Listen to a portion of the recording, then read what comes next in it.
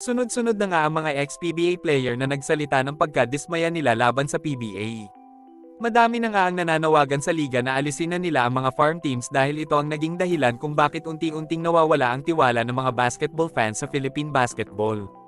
Tinanong kasi ni JJ Helterbrand ng PBA Moto Club ang ex-PBA player na si Paul Art Addy na dating naglaro din sa Hinebra kung ano daw ang mga pwede niyang may suggest para matulungan ang PBA na umangat muli sa Asia.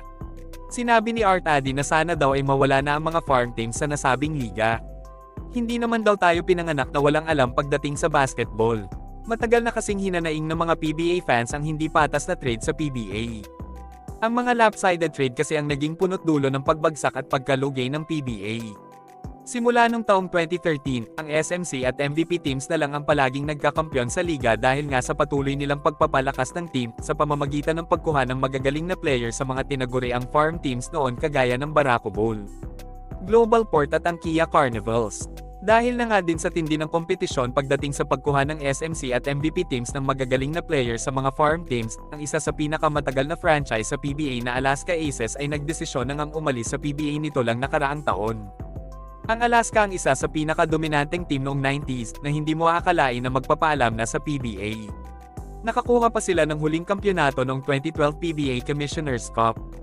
Tinalo nila ang Giant Team Barangay Hinebra noong panahon na yon. Napakalakas pa ng lineup ng Alaska Aces noong time na yon na pinamumunuan ng Nooy Super Rookie na si The Beast Calvin Abueva. Huling nakapasok ang Alaska noong Governor's Cup pero tinalo sila ng powerhouse team na Magnolia Hotshots sa seryeng iyon.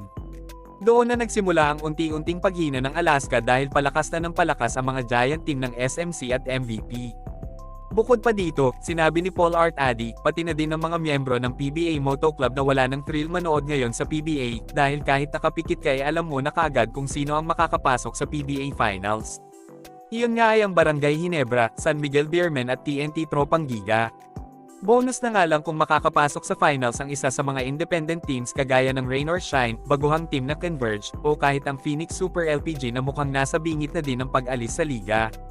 Ang masaklap pa daw dito, halos wala nang ang nanonood sa PBA, pwera na lang kung ang maglalarong team ay ang San Miguel Beermen at Barangay Hinebra. Naalala pa nga nila Helterbrand noon na sobrang dami ang nanonood sa liga kahit sinong team pa ang maglalaro. Ito lang naman is suggestion lang nila para makatulong sa PBA, at sana daw ay huwag sumama ang loob ng PBA sa kanila. Natanong nga din ni JJ si Paul na kung sakaling may pagkakataon si Art Addy maglaro sa Japan or Korea, iko-consider kaya niya ito? Sinabi ni Art Addy na hindi daw siya magdadalawang isip na umalis sa PBA at maglaro sa Japan at Korea dahil sa laki ng sinasahod ng mga basketball player doon.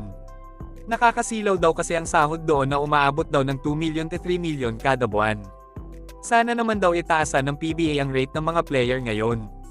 Panahon pa daw kasi ni Alvin Patrimonio na sumasahod ang mga player ng 450,000 pesos kada buwan na ngayon ay wala pa din pagbabago. Kaya sana naman daw itaas nila ang sahod para naman daw hindi magsialisa ng mga magagaling na batang player sa ibang liga kagaya nga ng B-League at KBL. Alam naman natin na karamihan sa mga collegiate stars dito sa bansa imbes na magpa-draft sa PBA, napipilitan silang pumunta sa Japan at Korea para doon ipagpatuloy ang kanilang career sa basketball. Ang masaklap pa daw, pag umalis ang mga star player sa liga wala na daw talagang manunood ng PBA.